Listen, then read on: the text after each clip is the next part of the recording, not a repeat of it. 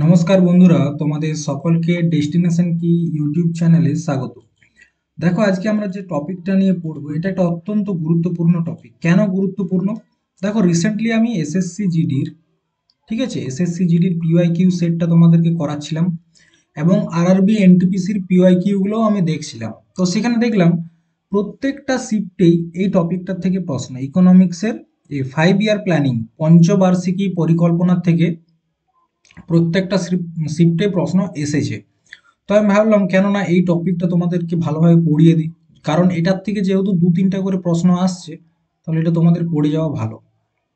এর সাথে আরও একটা টপিক যেটা খুব গুরুত্বপূর্ণ, সেটা হচ্ছে স্পোর্টস। ঠিক আছে, এখান থেকেও প্রচুর প্রশ্ন এসছে। তো দেখো, আজকে আমরা পড়ব পঞ্চবার্ষিকী পরিকল্পনা। প্রথমত দেখো, পঞ্চবার্ষিকী পরিকল্পনাটা কি। পঞ্চবার্ষিকী পরিকল্পনা হচ্ছে একটা প্ল্যানিং। ঠিক আছে, প্ল্যানিং বলতে কি, আমরা যখন কোনো কাজ করি, ধরো আমরা যদি কোনো একটা পরীক্ষার প্রস্তুতি নিই, তখন আমরা কি করে একটা রুটিন বানাই, সেখানে ঠিক করি কতক্ষণ পড়বো বা কতদিন ধরে পড়বো, এই ধরনের একটা রুটিন করি, একটা প্ল্যান বানাই। তো ঠিক সেরকমভাবেই যখন ভারত স্বাধীন হয়, তারপর আমাদের দেশকে উন্নতির দিকে কিভাবে নিয়ে যাওয়া যায়, ঠিক আছে, সেই সেইটার জন্য যে প্ল্যানিং করা হয়েছিল সেটা হচ্ছে 5 ইয়ার প্ল্যানিং। মানে কি, 5 বছর ধরে ধরে ছোট ছোট টার্গেট। দেখো, একসাথে বড় টার্গেট নিলে অ্যাচিভ করা সমস্যা, কিন্তু আমরা যদি ছোট ছোট টার্গেট রাখি, ছোট ছোট যে কোনো কাজের ক্ষেত্রে যদি আমরা প্রথমে ঠিক করি যে 10 ঘন্টা পড়বো, আমরা কিন্তু পড়তে পারবো না। কিন্তু প্রথমে যদি আমরা ঠিক করি যে আজকে 2 ঘন্টা পড়বো, তারপরের দিন 3 ঘন্টা, তারপরে 4 ঘন্টা, তাহলে এরমভাবে কিন্তু একদিন আমরা 10 ঘন্টা পড়তে পারবো। ঠিক সে কারণেই তখন ঠিক করা হয়েছিল যে 5 বছরের জন্য আমরা প্ল্যান তৈরি করব, সেটাকে এক্সিকিউট করব, তারপর আবার 5 বছরের জন্য প্ল্যান বানাবো। ঠিক আছে, এটাই হচ্ছে 5 ইয়ার প্ল্যানিং। এরপর একটা প্রথমেই প্রশ্ন আসে যে ভারতের 5 ইয়ার প্ল্যানিংটা কোন দেশ থেকে নেওয়া হয়েছে। ঠিক আছে, তো দেখো, বিশ্বের মধ্যে প্রথম 5 ইয়ার প্ল্যানিং চালু হয়েছিল কোথায় জানো? ইউএসএসআর। ঠিক আছে, ইউএসএসআর, বা যেটাকে তোমরা এখন রাশিয়া বলো, বা আমরা সবাই রাশিয়া বলি। সেখানে 1928 সালে প্রথম পঞ্চবার্ষিকী পরিকল্পনা আনা হয় এবং পরবর্তী ক্ষেত্রে ভারতে 1951 সালে পঞ্চবার্ষিকী পরিকল্পনা আনা হয়। কার নেতৃত্বে? জওহরলাল নেহেরু। ঠিক আছে, এরপর দেখো, আমাদের যে প্রথম পঞ্চবার্ষিকী পরিকল্পনা বা তার জন্য যে একটা আয়োগ গঠন, সেটা বলা হচ্ছে প্ল্যানিং কমিশন। ঠিক আছে, এই যোজনাটার জন্য, সরি, প্ল্যানিং কমিশন গঠন করা হয়।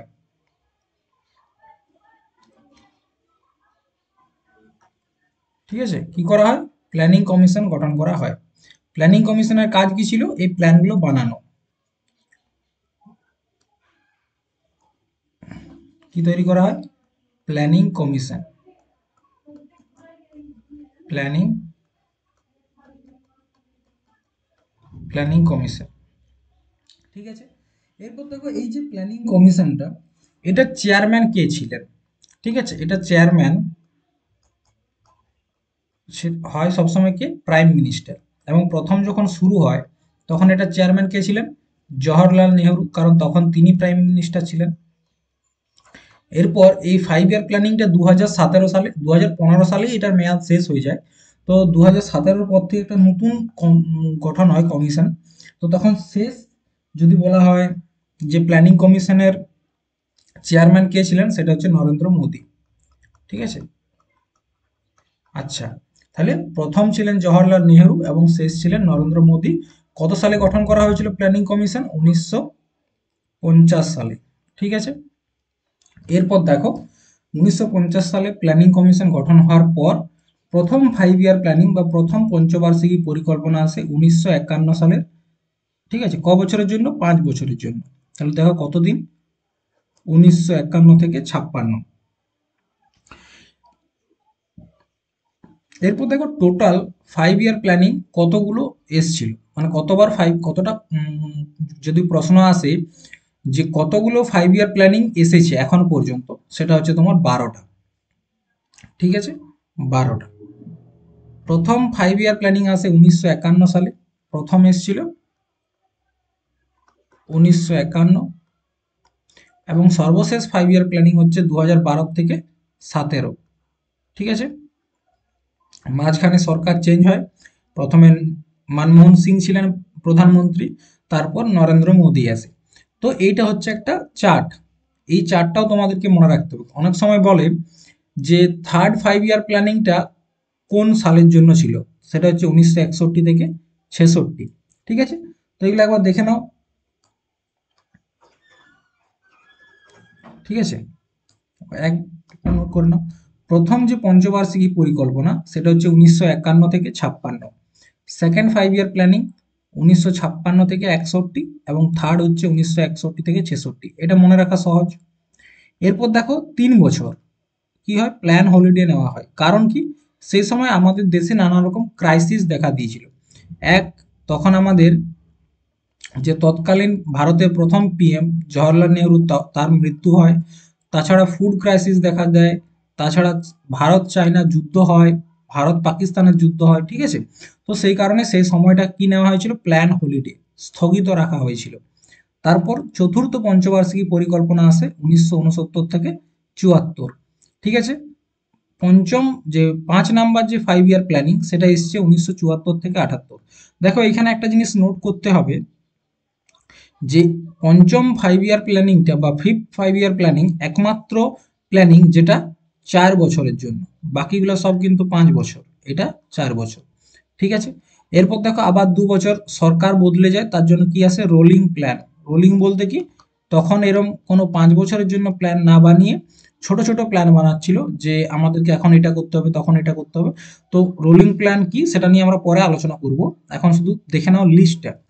তারপর হচ্ছে 6 নাম্বার যে 5 ইয়ার প্ল্যানিং সেটা এসেছিল তোমার 1980 থেকে 85, এই সময়টায়। ঠিক আছে, দেখো তোমরা হয়তো অনেকেই কি করবে, ক্লাসটা শুরু হওয়ার আগে স্কিপ করে করে দেখবে, কিন্তু এরম ভাবে দেখলে জিনিসটা বুঝতে পারবে না। এই টপিকটার থেকে প্রশ্ন প্রচুর এসছে এসএসসি জিডিতে আর আরআরবি রেলের পরীক্ষায়। ঠিক আছে, একদম হুবহু প্রশ্ন পাবে এই টপিকটার থেকে, 2 থেকে 3টা প্রশ্ন প্রত্যেকটা শিফটে। ঠিক আছে, তোমরা মিলিয়ে নিতে পারো, তার জন্য বলছি প্রথম থেকে শেষ পর্যন্ত ক্লাসটা মন দিয়ে করবে। এরপর দেখো 6 নাম্বার 5 ইয়ার প্ল্যানিংটা হচ্ছে 1980 থেকে 85, 7 নাম্বারটা 1985 থেকে 90। তারপর আবার 2 বছরের প্ল্যান হলিডে নেওয়া হয় 1990 থেকে 92 পর্যন্ত। নেক্সট 8 নাম্বার 5 ইয়ার প্ল্যানিংটা আসে 1992 থেকে 97। 9 নাম্বারটা হচ্ছে 1997 থেকে 2002। 10 নাম্বার 2002 থেকে 2007। 11 নাম্বার 2007 থেকে 12, এবং 12 নাম্বার 2012 থেকে 17। এরপর বলবে স্যার এরপর তাহলে 5 ইয়ার প্ল্যানিংটা আর আসেনি কেন? দেখো এরপরে এই প্ল্যানিং কমিশনের পরিবর্তে, ঠিক আছে, প্ল্যানিং কমিশনের পরিবর্তে একটা নতুন কমিশন গঠন করা হয়, সেটার নাম হচ্ছে নীতি আয়োগ। ঠিক আছে, যেটা তোমার 2015 সালে গঠিত হয়। তার জন্য আর প্ল্যানিং কমিশনের তরফ থেকে কোনো রকম 5 ইয়ার প্ল্যানিং আসেনি। এরপর দেখো আমরা প্রথমেই যেটা আলোচনা করব যে প্রথম পঞ্চবার্ষিকী পরিকল্পনা বা ফার্স্ট 5 ইয়ার প্ল্যানিং। এখানে প্রধানমন্ত্রী কে ছিলেন, পণ্ডিত জওহরলাল নেহরু। ঠিক আছে, পণ্ডিত জওহরলাল নেহেরু। ঠিক আছে, 1951 থেকে 1956 পর্যন্ত ছিল প্রথম পঞ্চবার্ষিকী পরিকল্পনা। এই পঞ্চবার্ষিকী পরিকল্পনাটা তো একটা মডেল থাকে না, একটা মডেল থাকে, সেই মডেলটা কে বানিয়েছিল? ঠিক আছে, মডেলটা কে বানিয়েছিল? তো মডেলটা বানিয়েছিল বা মডেলটার নাম হচ্ছে হেরাড ডোমার মডেল। কি নাম? হেরাড ডোমার মডেল। ঠিক আছে, হেরাড ডোমার মডেল। এবং এই প্ল্যানিংটার যে ড্রাফট বা খসড়া এটা কে তৈরি করেছিল? তার নাম হচ্ছে কে এন রাজ। কে এন রাজ।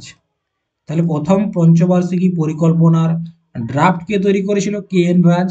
মডেলটার নাম কি? হেরাড ডোমার মডেল। এবং এই যে পঞ্চবার্ষিকী পরিকল্পনা, দেখো ভারত হচ্ছে বরাবরই একটা কৃষি প্রধান দেশ। ঠিক আছে, আমাদের দেশে আরো অন্যান্য অনেক কিছু থাকতে পারে, কিন্তু কৃষি কাজটা হচ্ছে আমাদের দেশের প্রধান একটা রোজগারের পথ। তো তার জন্য প্রথম পঞ্চবার্ষিকী পরিকল্পনাতে ঠিক করা হয় আমাদের কৃষি কাজটাকে বাড়াতে হবে। ঠিক আছে, কৃষি কাজটাকে বাড়াতে হবে। ঠিক আছে, তার জন্য কি দরকার, আমাদের পরিমাণ মতো জল, আর জলের জন্য কি দরকার, জল সেচ ব্যবস্থা চাই। তার জন্য প্রথম যে পঞ্চবার্ষিকী পরিকল্পনা, সেটার মেন ফোকাস ছিল কি, ইনক্লুডিং ইরিগেশন অ্যান্ড ড্যাম, জলসেচ এবং ড্যাম বানানো। তার কারণে এই প্রথম পঞ্চবার্ষিকী পরিকল্পনায় তিনটা খুব বিখ্যাত ড্যাম বানানো হয়। একটা হচ্ছে দামোদর ভ্যালি কর্পোরেশন, দামোদর নদীর উপর। একটা হচ্ছে ভাংড়া নাঙ্গল, ঠিক আছে, ভাংড়া নাঙ্গল। আর একটা হচ্ছে হীরাকুন্দ। তো দেখবে এরম ভাবে প্রশ্ন চলে আসবে যে হীরাকুন্দ যে বাঁধটি রয়েছে, এই বাঁধটি কোন পঞ্চবার্ষিকী পরিকল্পনায় বানানো হয়। এটা হচ্ছে ফার্স্ট 5 ইয়ার প্ল্যানিং এ বানানো হয়, বা প্রথম পঞ্চবার্ষিকী পরিকল্পনায় বানানো হয়। এরপর এই তিনটা যখন ড্যাম বানানো হয়ে যায়, ঠিক আছে, তখন এই তিনটা ড্যামকে পণ্ডিত জওহরলাল নেহেরু কি বলেছিল জানো? তিনি বলেছিলেন কে, জওহরলাল নেহেরু, যে এই বহু উদ্দেশ্য নদীঘাটি যে প্রজেক্ট রয়েছে, এটা হচ্ছে আধুনিক ভারতের মন্দির, আধুনিক ভারতের মন্দির। তাহলে এই ড্যামদেরকে আধুনিক ভারতের মন্দির কে বলেছিল? পণ্ডিত জওহরলাল নেহেরু। ঠিক আছে, এরপর দেখো এখানে আরো একটা জিনিস হয়েছিল, গুরুত্বপূর্ণ ঘটনা, মানে আমাদের দেশের যে বিকাশ বা ডেভেলপমেন্ট কিরকম ভাবে হচ্ছে না হচ্ছে, সেটা দেখার জন্য তিনি 2 অক্টোবর 1952 সালে একটা প্রোগ্রাম চালু করেছিলেন, যেটার নাম হচ্ছে কমিউনিটি ডেভেলপমেন্ট প্রোগ্রাম। কি নাম? Community development program. ঠিক আছে, ঠিক আছে, এই প্রোগ্রামটা তিনি চালু করলেন, এবং এই প্রোগ্রামের আন্ডারে একটা নতুন পদ, অফিসিয়াল পদ তৈরি করলেন, যেটার নাম রাখা হয়েছিল বিডিও, যার সম্পূর্ণ নাম হচ্ছে block development officer. Block development officer এর কাজটা কি? প্রত্যেকটা ব্লকে ঠিকঠাকভাবে কাজ হচ্ছে কিনা এটা চেক করা। ঠিক আছে, এই কয়েকটা জিনিস প্রথম পঞ্চবার্ষিকী পরিকল্পনায় হয়। এরপর হচ্ছে আমাদের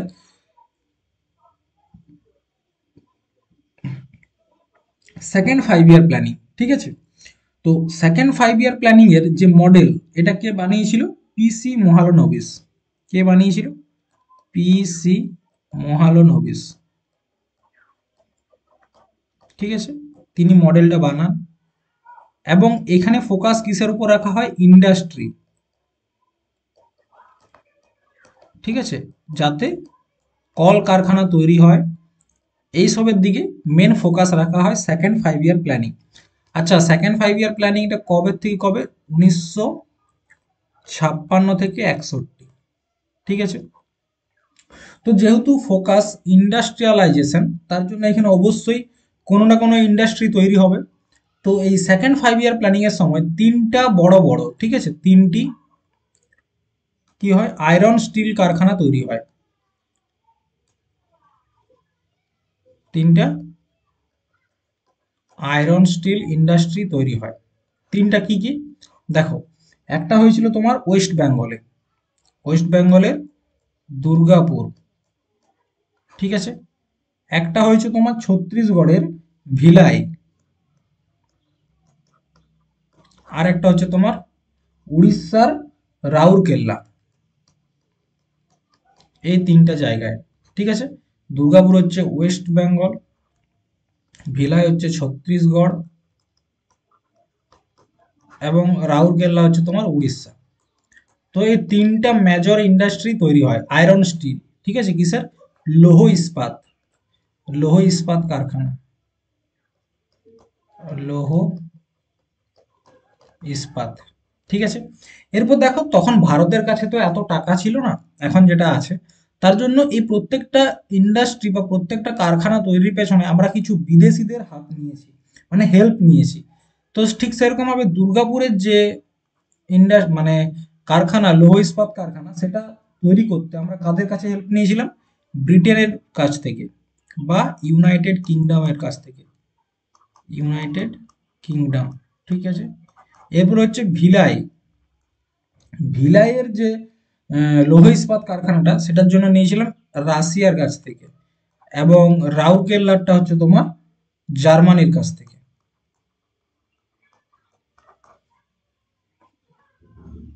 ঠিক আছে, তো এইটা হচ্ছে একটা খুব গুরুত্বপূর্ণ কাজ। আর কি হয়েছিল এই সময়? আর একটা কাজ হয়েছিল, দেখো এইখানে কি বললাম, একটা কমিউনিটি ডেভেলপমেন্ট প্রোগ্রাম প্রথম পঞ্চবার্ষিকীতে চালু হয়েছিল। তার জন্য সেকেন্ড পঞ্চবার্ষিকী পরিকল্পনাতে কি করা হয়েছিল জানো? ওই যে সিডিপি মানে কমিউনিটি ডেভেলপমেন্ট প্রোগ্রামের কাজ ঠিকঠাক হচ্ছে কিনা সেটা দেখার জন্য 1957 সালে একটা কমিটি গঠন করা হয়, যেটা হচ্ছে বলবন্ত রায় মেহতা কমিটি।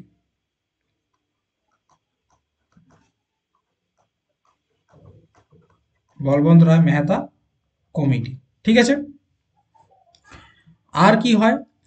আর একটা কাজ হয়েছিল, সেটা হচ্ছে 2 অক্টোবর 1959, যেহেতু এই সময়টার মধ্যেই পড়েছে তাই একটু নোট করে রাখবে। কি হয়েছিল 2 অক্টোবর 1959? এই সময় ভারতে প্রথম ত্রিস্তরীয় পঞ্চায়েত রাজ, ত্রিস্তরীয় পঞ্চায়েত রাজ চালু হয়, ঠিক আছে। কোথায় হয়েছিল এটা? এটা রাজস্থানের নাগর ডিস্ট্রিক্ট, ঠিক আছে। এটা একটু মনে রাখবে। বোঝা গেছে? এখানে কি বললাম, মেন ইন্ডাস্ট্রির উপর ফোকাসটা রাখা হয়েছিল। নেক্সট, তৃতীয় পঞ্চবার্ষিকী পরিকল্পনা। এই তৃতীয় পঞ্চবার্ষিকী পরিকল্পনার সময় আমাদের দেশে নানা রকম ঘটনা ঘটেছিল, ঠিক আছে। নানা রকম ঘটনা। ঘটনাটা কি? ঘটনা হচ্ছে এই সময় ভারতের উপর চীন আক্রমণ করেছিল। দেখো, থার্ড 5 ইয়ার প্ল্যানিংটা হচ্ছে কবে থেকে কবে? এটা হচ্ছে 1961 থেকে 66, ঠিক আছে। এরপর তোমরা জানো 1962তে চীন ভারতের উপর আক্রমণ করেছিল, চায়না অ্যাটাক অন ইন্ডিয়া, ঠিক আছে। আর কি হয়েছিল? 1965তে ভারত আর পাকিস্তান, ইন্ডিয়া ভার্সেস পাকিস্তানের যুদ্ধ হয়, ঠিক আছে। আর একটা জিনিস হয়েছিল, উনিশশো 1964, ঠিক আছে। মনে রাখবে 1964 সালে ভারতের প্রথম প্রধানমন্ত্রী পণ্ডিত জওহরলাল নেহেরু, তিনি মানে দেহত্যাগ করেন, ঠিক আছে, 1964 সালে। বোঝা গেছে? তো অনেক রকম ঘটনা ঘটেছিল এই সময়কালটায়, ঠিক আছে।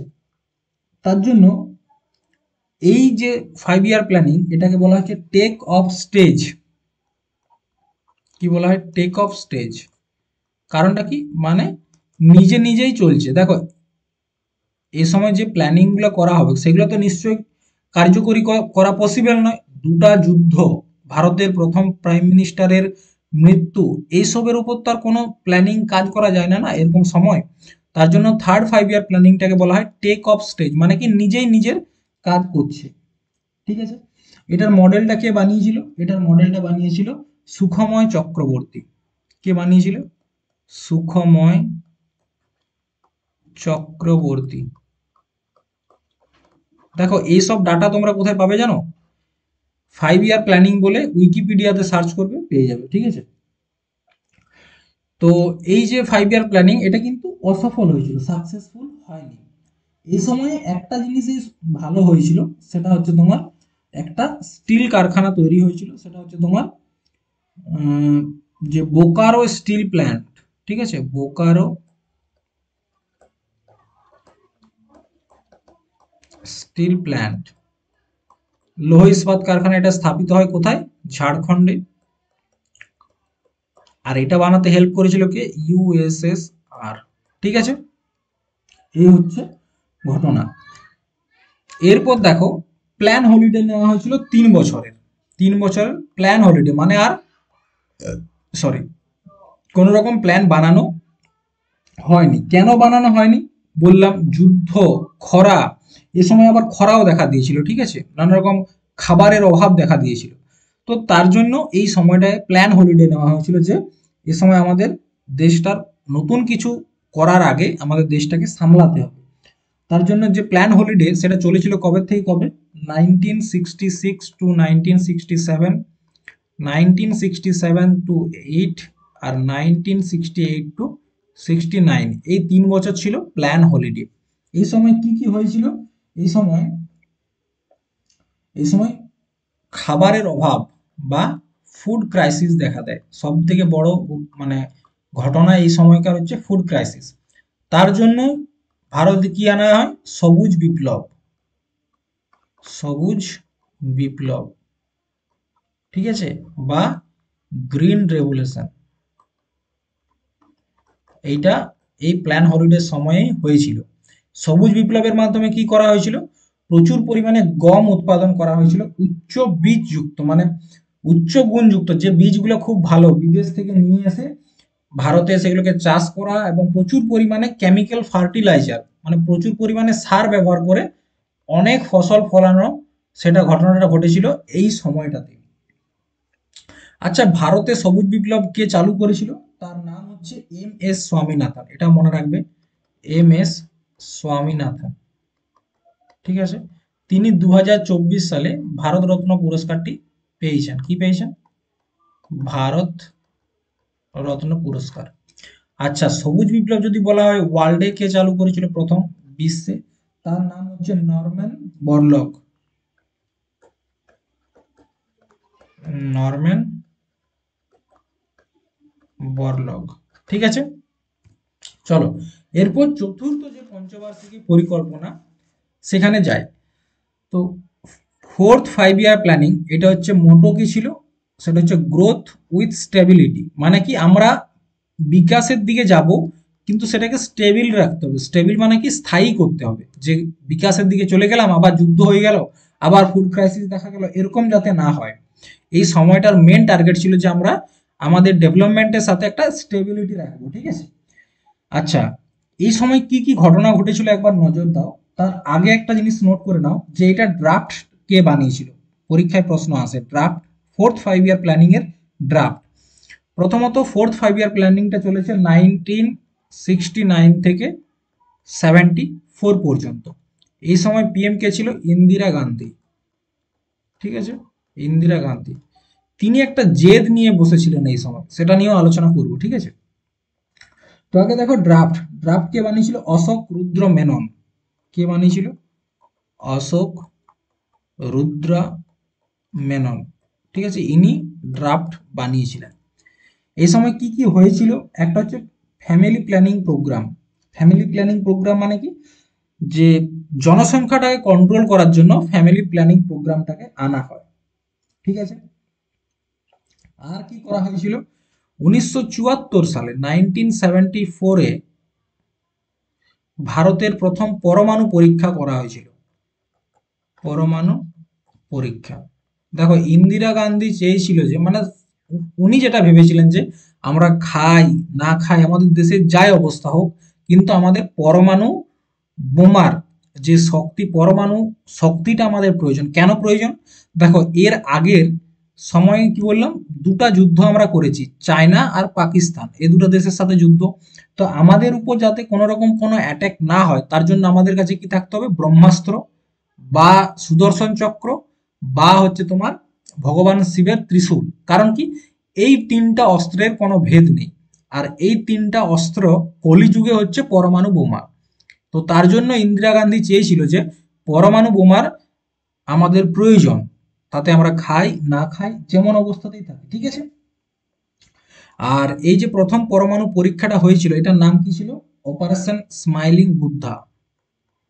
অপারেশন স্মাইলিং বুদ্ধা, ঠিক আছে, এটাও পরীক্ষায় আসে, যে অপারেশন স্মাইলিং বুদ্ধা কিসের নাম, ঠিক আছে। অশোক রুদ্র মেনন ড্রাফট বানাইছিল, ঠিক আছে, বুঝা গেছে। এই সময় আর একটা জিনিস হয়েছিল, যে 14টা ব্যাংককে জাতীয়করণ করা হয় 1969-এ, ঠিক আছে।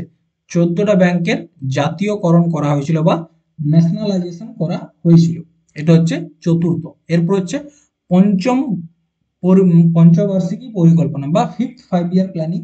এটা 4 বছরের জন্য ছিল, 1974 থেকে 78। একমাত্র পঞ্চবার্ষিকী পরিকল্পনা, একমাত্র পঞ্চবার্ষিকী পরিকল্পনা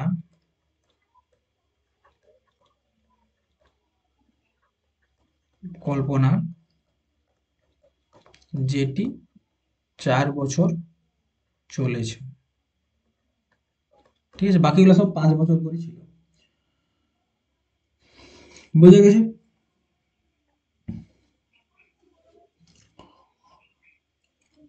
কেন চলেছিল দেখো, ইন্দিরা গান্ধী সরকার 1974 সালে, এই 1978 সালে ভেঙে পড়ে।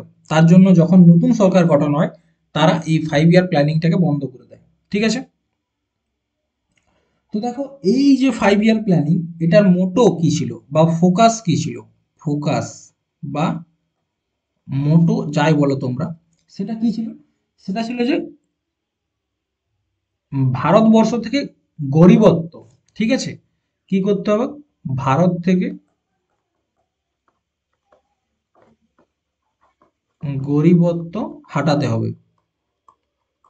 গরিবত্ব হাঁটাতে মানে কি, গরিব মানুষদেরকে বার করে দিতে হবে এমনটা নয়, মানে যাতে মানুষ রোজগার পায়, যাদের যাতে তারা সচ্ছলভাবে জীবনযাপন করতে পারে, সেই কাজটাই করা হয়েছিল। ঠিক আছে, এবং এই কারণে একটা ব্যাংক তৈরি করা হয়। ঠিক আছে, এই কারণে একটা ব্যাংক তৈরি করা হয়, আরআরবি, যেটা হচ্ছে তোমার 1975 সালে। ঠিক আছে, এই ব্যাংকটা স্থাপনা, ফুল ফর্ম কি? Regional rural bank. মানে বুঝতে পারছো, এই ব্যাংকটার মূল উদ্দেশ্য ছিল আমাদের যে গ্রামীণ এলাকা আছে তাদের উন্নতি করা। ঠিক আছে, এইটুকুই মেন ফোকাস ছিল এই সময়। আচ্ছা, একটা জিনিস বাকি রয়ে গেছে, যে মডেলটা কে বানিয়েছিল পঞ্চবার্ষিকী পরিকল্পনার? 5 নাম্বার, ঠিক আছে, এটা বানিয়েছিল ডিপি ধর। ঠিক আছে, এরপর চলে আসো রোলিং প্ল্যান। রোলিং প্ল্যান কি বললাম, যে এই 1978-এর সময় ইন্দিরা গান্ধী সরকার ভেঙে যায়, মোরারজি দেশাইয়ের সরকার তৈরি হয় জনতা পার্টির। ঠিক আছে, তো তার কারণে তারা কি করে, রোলিং প্ল্যান আনে 2 বছরের জন্য, কারণ তাদের সরকারটাও 2 বছরেরই ছিল, 1978 থেকে 79, আবার 1979 থেকে 80, এই সময়কালটার জন্য কি আনে? Rolling plan. রোলিং প্ল্যানটা কি? রোলিং প্ল্যান হচ্ছে একটি পরিকল্পনা যা নির্দিষ্ট সময়ের মধ্যে চালিয়ে যাওয়ার জন্য ডিজাইন করা হয়েছে এবং নিয়মিত পর্যালোচনা এবং আপডেটের বিষয়।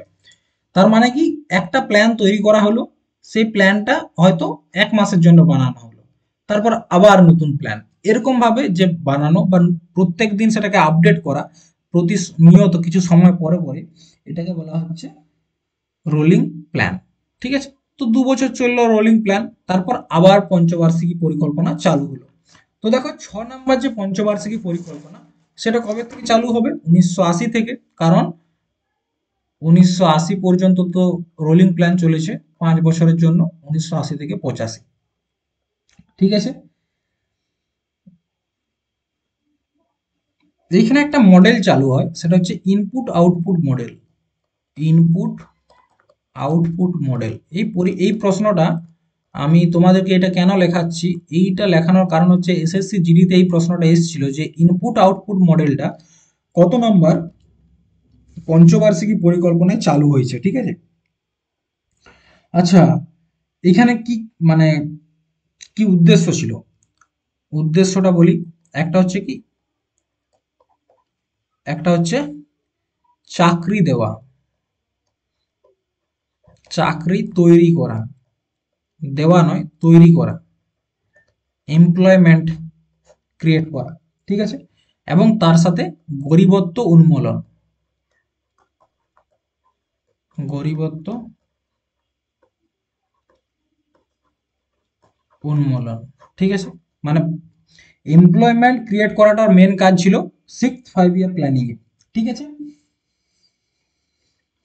আর এই সময় একটা নতুন ব্যাংক স্থাপনা করা হয়, সেটাও মনে রাখবে, 1982-তে, নাবার্ড। নাবার্ড, ঠিক আছে, এটা কৃষিকার্যের জন্য।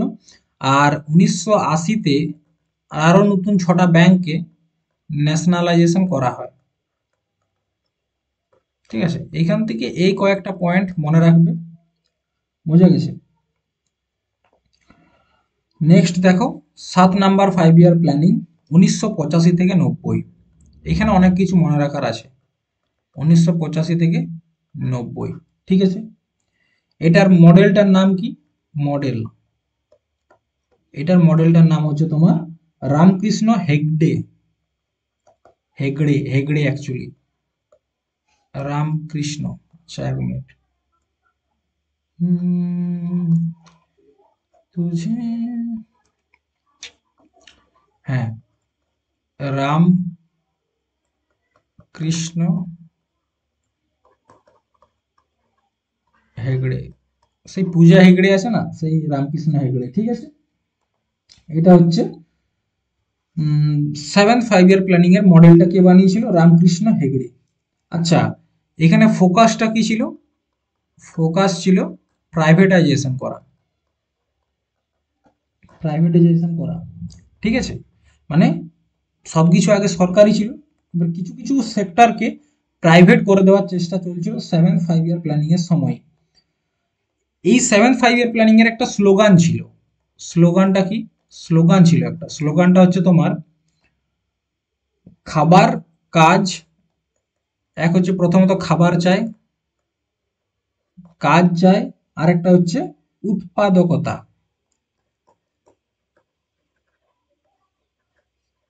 ঠিক আছে। এটা হচ্ছে স্লোগান, বোঝা গেছে। এই হচ্ছে তোমার 7 5 ইয়ার প্ল্যানিং এ মনে রাখার বিষয়। এরপর 8 নাম্বার 5 ইয়ার প্ল্যানিং আসার আগেই চলে আসে আবার প্ল্যান হলিডে 2 বছরের জন্য, 1990 থেকে 1992 পর্যন্ত।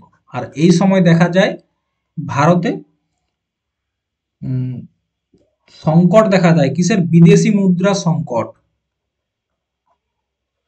বিদেশি মুদ্রার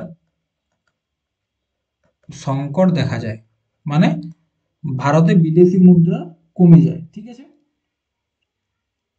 এবং তার কারণে আমাদের যে ইকোনমি, সেটাকে কি করা হয়? ওপেন ইকোনমি করা হয়। ওপেন ইকোনমি কি? ওপেন ইকোনমি মানে কি? আমরা এক্সপোর্ট এবং ইম্পোর্ট দুটাই করব, তার জন্য এটাকে করা হয় ওপেন ইকোনমি করা হয়, ঠিক আছে। আর কি করা হয়? আমাদের যে নীতি, ঠিক আছে, ভারতবর্ষের তখন যে নীতি ছিল সেটাকে চেঞ্জ করা হয়। প্রথমত কি করা হয়? লিবারাইজেশন করা হয়।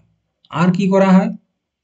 তার সাথে করা হয় প্রাইভেটাইজেশন, মানে সবকিছু সরকারি না রেখে কিছু কিছু জিনিসকে প্রাইভেট করে দেওয়া হয়। আর একটা হচ্ছে গ্লোবালাইজেশন, গ্লোবালাইজেশন, যেটার অর্থ হচ্ছে তোমার কি? যেটার অর্থ হচ্ছে তোমার ওপেন ইকোনমি করে দেওয়া। তো প্ল্যান হলিডের সময় এই তিনটা কাজ প্রধান হয়েছিল, বুঝতে পারছো? আর এই সময় প্রধানমন্ত্রী কে ছিল একটা প্রশ্ন আসে, ঠিক আছে। পিএম ছিল নরসিংহ রাও, পিভি নরসিংহ রাও। আর ফাইন্যান্স মিনিস্টার ছিল, ফাইন্যান্স মিনিস্টার ছিল মনমোহন সিং,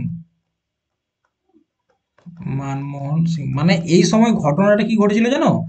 আমাদের দেশের এমন অবস্থা হয়ে গেছিল যে আমাদের দেশকে চালানোর জন্য আর হয়তো 15 দিনের জন্য টাকা ছিল, যে আর 15 দিন আমাদের দেশ চলবে। আমাদের সংসারে কেমন হয়, মাসের শেষে এমন হয়ে যায় যেমন আর 3 দিনও আমাদের সংসারটা চলবে না।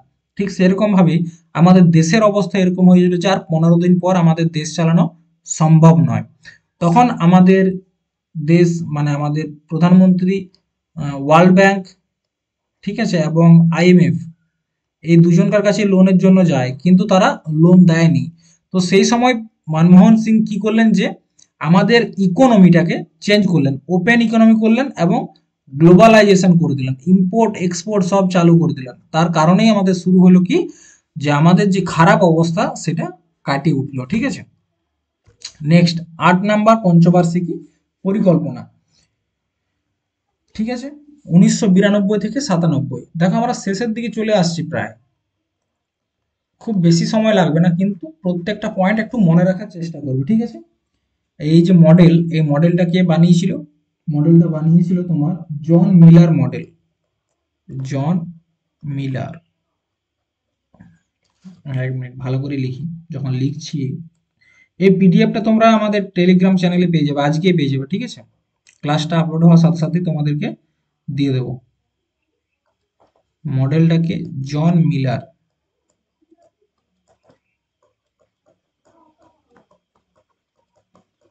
জন মিলার মডেল। ঠিক আছে,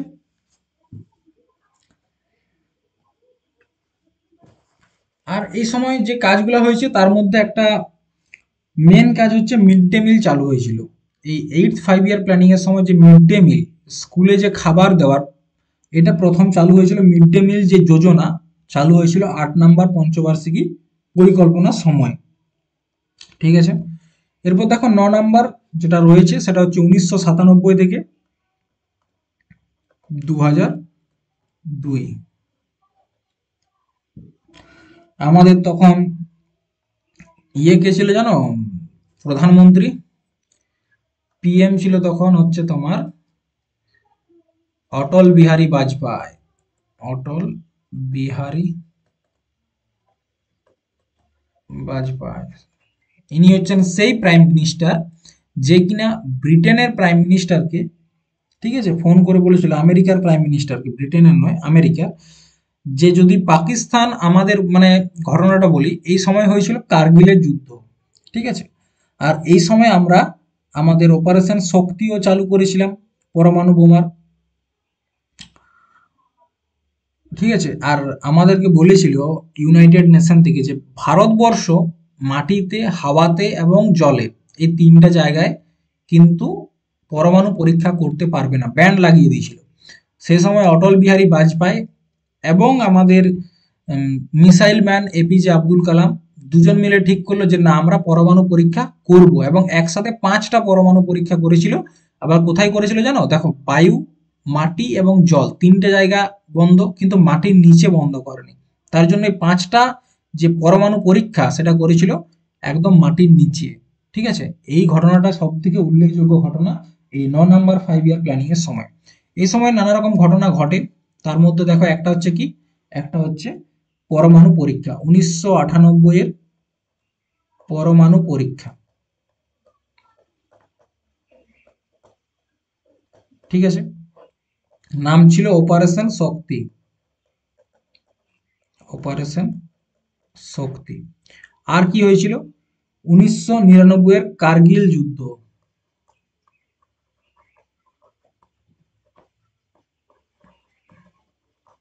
কার্গিল যুদ্ধ। আর একটা হয়েছিল তোমার সর্বশিক্ষা অভিযান, চালু হয়েছিল 2000 সালে। কি হয়েছিল, সর্বশিক্ষা অভিযান, মানে কি, শিক্ষার উপর সবাইকার অধিকার। ঠিক আছে,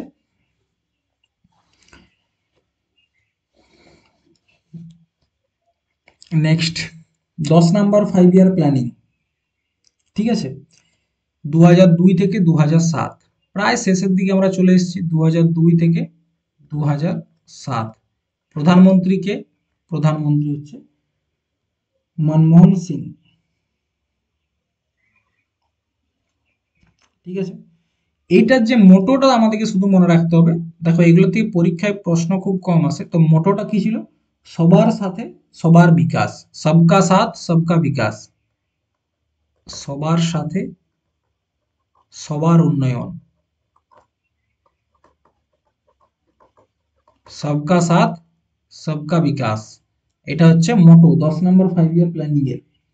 ঠিক আছে, 11 নম্বর 5 year প্ল্যানিং 2007 থেকে 12। 2007 থেকে 12 কে ছিল, মনমোহন সিং।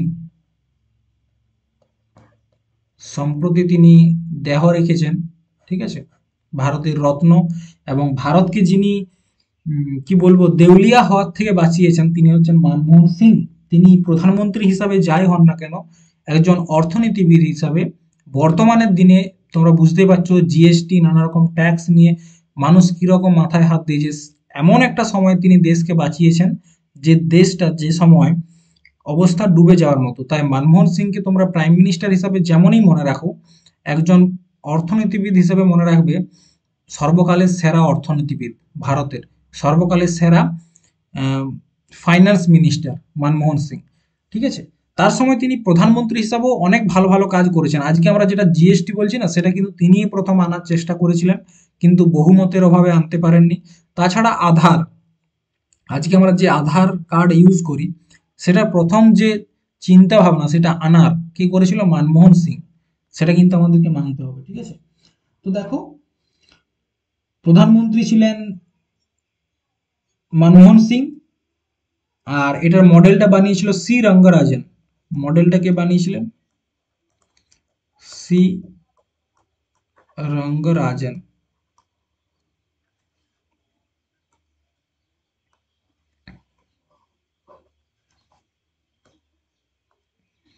রঙ্গরাজন, ঠিক আছে।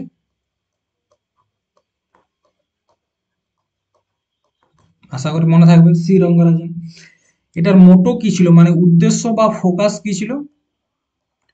তীব্রতার সাথে বৃদ্ধি, যেটাকে বলা হয়, ঠিক আছে। Rapid and inclusive development, rapid and inclusive development. Rapid and inclusive development মানে কি? দ্রুততার সাথে সবাইকে নিয়ে ডেভেলপমেন্ট, এটাই ছিল মোটো 11 নম্বর 5 ইয়ার প্ল্যানিং এর, ঠিক আছে। এখানে আনা হয় রাইট টু এডুকেশন অ্যাক্ট, ঠিক আছে। শিক্ষার অধিনিয়ম 2001, 2009, রাইট টু এডুকেশন অ্যাক্ট 2009 তে। এবং এখানে করা হয় যে প্রাইমারি এডুকেশনটা, প্রাইমারি এডুকেশন বাধ্যতামূলক করা হয়। প্রাইমারি এডুকেশন বাধ্যতামূলক, বাধ্যতামূলক করে দেওয়া হয়েছিল, ঠিক আছে। এরপর হচ্ছে সর্বশেষ 5 ইয়ার প্ল্যানিং, যেখানে একটা ছবি দেখতে পাচ্ছ, হাম দো হামারা দো, মানে এখানে দুটো ট্রানজিশন একটা পিরিয়ড, ঠিক আছে। এখানে প্রথমে পিএম ছিল কে? মনমোহন সিং।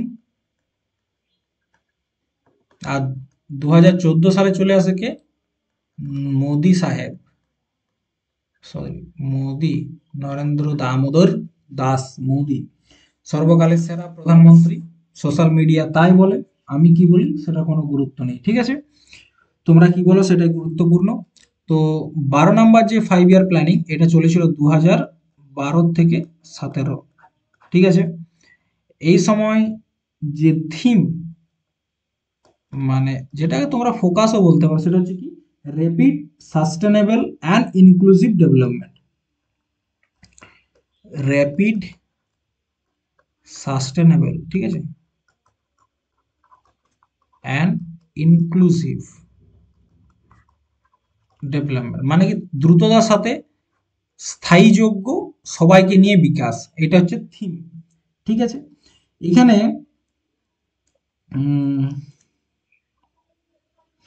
কয়েকটা টার্গেট নেওয়া হয়, তার মধ্যে পরিবেশের রক্ষা করা, পরিবেশকে, ঠিক আছে, এনভায়রনমেন্ট রক্ষা মূল ফোকাস ছিল কোথাকার?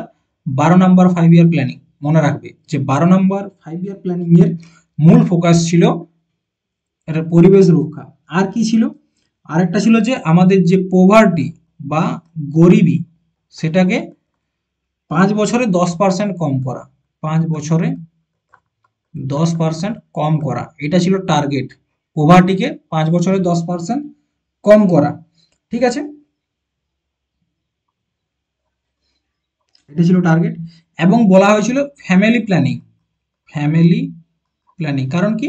2011 যখন জনগণনা হয়, সেখানে দেখে যে আমাদের জনসংখ্যা প্রচুর পরিমাণে বৃদ্ধি হচ্ছে, তার জন্য রিপ্রোডাকশন রেটটাকে একটু কমাতে বলে 2.1% হারে, এবং বলে যে হাম দো হামারে দো, মানে আমরা দুজন, আমাদের আরো দুজন, মানে একজন কি বলবো, এ এবং বি বিয়ে করছে এবং তাদের সন্তান সংখ্যা দুটার বেশি সন্তান নেওয়া যাবে না। এটাই হচ্ছে 12 নাম্বার যে 5 ইয়ার প্ল্যানিং এখানে বলা হয়েছিল। এরপর দেখো একটা জিনিস, 2015 সাল, ঠিক আছে, 2000 সালটা হচ্ছে 2015। এইখানে মোদী সরকার, ঠিক আছে, মোদী সরকার কি করেছিল? একটা নতুন আয়োগ, বা একটা নতুন আয়োগই বলা চলে, সেটা হচ্ছে নীতি আয়োগ গঠন করে, নীতি আয়োগ, ঠিক আছে, তিনি গঠন করেন। কিসের পরিবর্তে? প্ল্যানিং কমিশনের পরিবর্তে, ঠিক আছে, প্ল্যানিং কমিশনের পরিবর্তে তিনি কি করেন? নীতি আয়োগ গঠন করেন। এবং তার জন্যই যে 12 নম্বর 5 ইয়ার প্ল্যানিং, এটাই সর্বশেষ পঞ্চবার্ষিকী পরিকল্পনা। তারপর থেকে আর কোনো রকম পঞ্চবার্ষিকী পরিকল্পনা আসেনি, কারণ 2015 সালের পহেলা জানুয়ারি, যদি ডেটটা মনে রাখতে চাও সেটা হচ্ছে 1 জানুয়ারি, সেদিন নীতি আয়োগের গঠন করা হয় এবং পরবর্তী ক্ষেত্রে নীতি আয়োগেই আমাদের প্ল্যানিংগুলো তৈরি করে এবং নীতি আয়োগকে বলা হয় policy think tank. Policy think tank মানে পলিসি ভাবার থিঙ্ক ট্যাঙ্ক বলা হয় কাকে? নীতি আয়োগকে।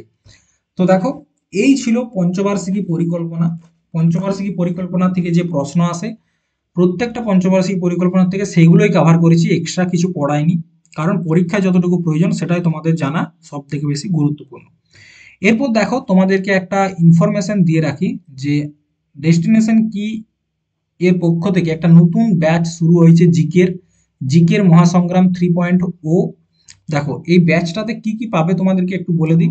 প্রথমত, প্রত্যেকটা সাবজেক্টকে অধ্যায় ভিত্তিক থিওরি প্লাস এমসিকিউ 2 রকম ক্লাস পাবে। অনেকের অনেক প্রশ্ন। প্রথমত দেখো, বিজ্ঞান, ভূগোল, ইতিহাস, অর্থনীতি, ভারতের সংবিধান এবং স্ট্যাটিক জিকে, এই সাবজেক্টগুলোর theory plus MCQ, theory plus MCQ class পাবে। থিওরিটা কি বেস পড়া হবে? এনসিইআরটি। ঠিক আছে, এনসিইআরটির ওপর ভিত্তি করে থিওরি তোমাদেরকে পড়ানো হবে। প্রথমত এগুলো পাচ্ছ। তারপর কি পাবে? সপ্তাহে 4 দিন ক্লাস হবে। কোনো কোনো সপ্তাহে 3 দিনে হতে পারে, কোনো কোনো সপ্তাহে 5 দিন, তবে 4 দিন ক্লাসটা তোমাদের অ্যাভারেজ ধরতে পারো। শেষ 10 বছরের এসএসসি এবং রেল, ঠিক আছে, এই দুটো পরীক্ষার পিওয়াইকিউ যেগুলো থাকবে জিকের, সেগুলো অ্যানালাইসিস করে দেওয়া হবে। ইবুক তো পাবেই, তার সাথে পাবে পিডিএফ, প্রত্যেকটা ক্লাসের পিডিএফ। কত টাকা আমরা নিচ্ছি? দেখো, ব্যাচটার মূল্য হচ্ছে 599 টাকা। অনেক কিছু দেওয়া হচ্ছে, ঠিক আছে, কিন্তু তোমরা যারা 10 জানুয়ারির মধ্যে এনরোল করবে তারা মাত্র 299 টাকায় পেয়ে যাবে এবং ক্লাস শুরু করছি আমরা 16ই জানুয়ারির থেকে, ঠিক আছে। তো অফারটা শুধুমাত্র 10ই জানুয়ারি পর্যন্ত ভ্যালিড। তোমরা যারা ভর্তি হতে চাও, আমি বলবো তোমরা অনেক জায়গায় নানা রকমভাবে পয়সা নষ্ট করো, একবার 299 টাকা দিয়ে ব্যাচটা নিয়ে দেখো এবং বুঝবে। আমি এটুকু তোমাদেরকে সিওরিটি দিতে পারি, অ্যাজিওর করতে পারি যে এই ব্যাচটা শেষ হওয়ার পর তোমাদেরকে আর জিকে কোনোদিনও কোথাও পড়তে হবে না। মানে এর বাইরে তোমাদের কোনো পরীক্ষাতেই প্রশ্ন আসবে না, ম্যাক্সিমাম প্রশ্ন এই ব্যাচ থেকে পাবে, আমি এটুকু বলতে পারি। আরেকটা জিনিস, এই ব্যাচটার ভ্যালিডিটি যেটা এখানে লেখা নেই সেটা তোমাদেরকে বলে দিই, সেটা হচ্ছে তোমার 31শে ডিসেম্বর 2025, এটা হচ্ছে ভ্যালিডিটি। পরবর্তী ক্ষেত্রে ভ্যালিডিটি বাড়তেও পারে, কিন্তু আপাতত 31শে ডিসেম্বর 2025, ঠিক আছে। তো তোমরা যদি কেউ ব্যাচটা নিতে চাও, এই যে নাম্বারটা রয়েছে 6297690129, এই নাম্বারে হোয়াটসঅ্যাপ করবে, ঠিক আছে, তোমরা সেখান থেকে এনরোল করতে পারবে। তো আজকে এই পর্যন্তই, চলো বাই।